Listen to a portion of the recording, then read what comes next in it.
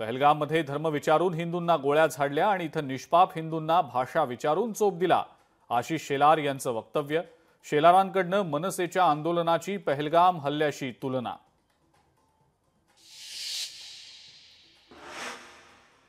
भेटी लागी जीवा लागलीसी आस असं म्हणत वारकरी पंढरीमध्ये दाखल. पंढरपूरमध्ये चंद्रभागेच्या तीरी वारकऱ्यांची मोठी गर्दी. चंद्रभागेच्या वाळवंटी लोटला जनसागर. स्नानासाठी वारकऱ्यांची रीघ. पंढरपूरमध्ये आषाढी एकादशीचा उत्साह.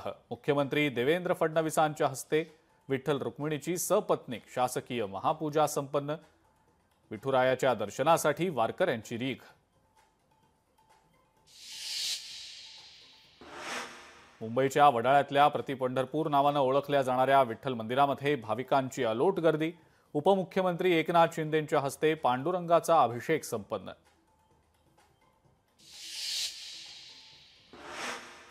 राज्यामध्ये पावसाचा जोर आणखी वाढण्याची शक्यता.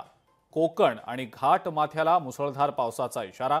विदर्भ आणि मराठवाड्यातही सरी बरसणार.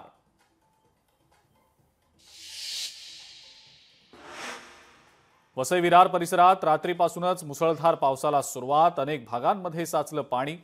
पाऊस कायम राहिल्यास नागरिकांच्या घरांमध्ये पाणी शिरण्याची भीती.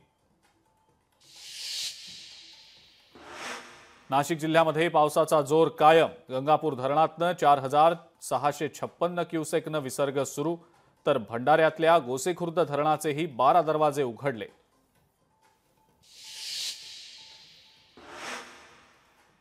मुंबईमध्ये आज उपनगरीय रेल्वेच्या 3ही मार्गांवर मेगा ब्लॉक. सकाळी 11 ते दुपारी 4 पर्यंत असणार ब्लॉक.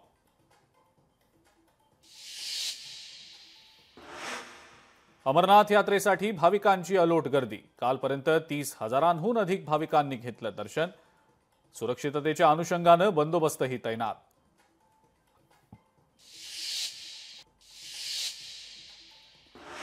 आणि मुंबईतल्या साकीनाका परिसरामध्ये एका 62 वर्षीय व्यक्तीकडनं 16 वर्षीय अल्पवयीन मुलीवर लैंगिक अत्याचार. आरोपीवर पॉक्सो अंतर्गत गुन्हा दाखल.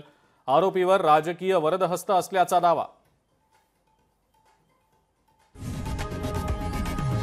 लोकशाही मराठी ऐका, पहा, जागरूक रहा.